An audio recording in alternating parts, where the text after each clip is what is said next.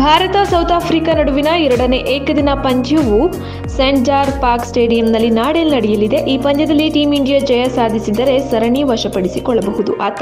ಸರಣಿ ಗೆಲುವಿನ ಆಸೆಯನ್ನು ಜೀವಂತವಾಗಿರಿಸಿಕೊಳ್ಳಲು ಈ ಪಂದ್ಯದಲ್ಲಿ ಸೌತ್ ಆಫ್ರಿಕಾ ತಂಡ ಗೆಲ್ಲಲೇಬೇಕು. ಹೀಗಾಗಿ ಎರಡನೇ ಪಂದ್ಯದಲ್ಲಿ ಉಭಯ ತಂಡಗಳಿಂದ ರೋಚಕ ಹೋರಾಟವನ್ನು ನಿರೀಕ್ಷಿಸಬಹುದು.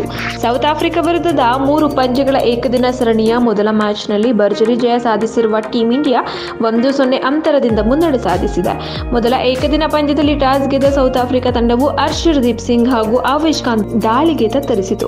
ಪರಿಣಾಮ ಕೇವಲ 116 ರನ್ಗಳಿಗೆ ಆಲ್ಔಟ್ ಆಗಿದೆ. ಈ ಗುರಿಯನ್ನು ಬೆನ್ನತ್ತಿದ ಟೀಂ ಇಂಡಿಯಾ ಪರ ಸಾಯಿ ಸುದರ್ಶನ್ ಹಾಗೂ ಶ್ರೇಯಸ್ ಅಯ್ಯರ್ ಅರ್ಧಶತಕ ಬಾರಿಸಿ ಮಿಂಚಿದರು. ಈ ಅರ್ಧಶತಕಗಳ ನೆರವಿನಿಂದ ಟೀಂ ಇಂಡಿಯಾ 14.4 ಓವರ್ಗಳಲ್ಲಿ ಗುರಿ ಮುಟ್ಟುವ ಮೂಲಕ 8 ವಿಕೆಟ್ಗಳ ಭರ್ಜರಿ ಜಯ ಸಾಧಿಸಿತು.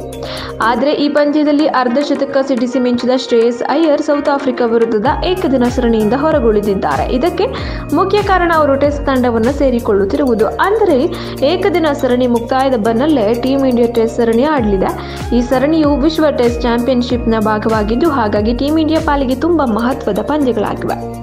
ಇದೇ ಕಾರಣದಿಂದಾಗಿ ಶ್ರೇಯಸ್ ಅಯ್ಯರ್ ಅವರಿಗೆ ಏಕದಿನ ಸರಣಿಯಿಂದ ಹೊರಗುಳಿಯಲು ಬಿಸಿಸಿಐ ತಿಳಿಸಿದ್ದು, ಅಲ್ಲದೆ ಈಗಾಗಲೇ ಅಭ್ಯಾಸ ಆರಂಭಿಸಿರುವ ಭಾರತ ಟೆಸ್ಟ್ ತಂಡವನ್ನು ಕೂಡಿಕೊಳ್ಳುವಂತೆ ತಿಳಿಸಲಾಗಿದೆ. ಹೀಗಾಗಿ ಸೌತ್ ಆಫ್ರಿಕಾ ವಿರುದ್ಧದ 2ನೇ ಮತ್ತು 3ನೇ ಏಕದಿನ ಪಂದ್ಯಗಳಿಗೆ ಶ್ರೇಯಸ್ ಅಯ್ಯರ್ ಅಲಭ್ಯರಾಗಲಿದ್ದಾರೆ. ಈಗ ಅಯ್ಯರ್ ಹೊರಗುಳಿದರೆ ಮಧ್ಯಮ ಕ್ರಮಾಂಕದಲ್ಲಿ ರಿಂಕು ಸಿಂಗ್ ಅಥವಾ ರಜತ್ ಪಾಟೀದಾರ್ ಕಣಕ್ಕಿಳಿಯುವ ಸಾಧ್ಯತೆಗಳಿವೆ. ಇನ್ನು ಭಾರತ ಟೆಸ್ಟ್ ತಂಡದಲ್ಲಿ ರೋಹಿತ್ ಶರ್ಮಾ, ಶುಭ್ಮನ್ ಗಿಲ್, ಯಶಸ್ವಿ ಜೈಸ್ವಾಲ್, ವಿರಾಟ್ ಕೊಹ್ಲಿ, ಶ್ರೇಯಸ್ ಅಯ್ಯರ್, ಋತುರಾಜ್ ಗಾಯಕ್ವಾಡ್, ಇಶಾನ್ ಕಿಶನ್, ಕೆಎಲ್ ರಾಹುಲ್, ರವಿಚಂದ್ರನ್ ಅಶ್ವಿನ್, ರವೀಂದ್ರ ಜಡೇಜಾ, ಶಾರ್ದೂಲ್ ಠಾಕೂರ್, ಮೊಹಮ್ಮದ್ ಸಿರಾಜ್, ಮುಕೇಶ್ ಕುಮಾರ್, ಜಸ್ಪ್ರೀತ್ ಬುಮ್ರಾ ಹಾಗೂ ಪ್ರಸಿದ್ಧ ಕೃಷ್ಣ.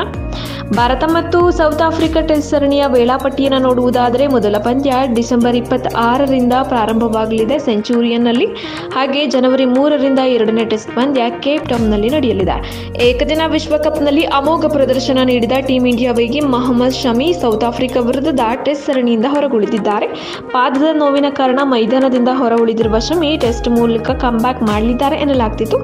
ಆದ್ರೀಗ ಸಂಪೂರ್ಣ ಫಿಟ್ನೆಸ್ ಸಾಧಿಸಿದ ಕಾರಣ ಅವರನ್ನ ಸೌತ್ ಆಫ್ರಿಕಾ ವಿರುದ್ಧದ ಟೆಸ್ಟ್ ಸರಣಿಯಿಂದ ಕೈಬಿಡಲಾಗಿದೆ.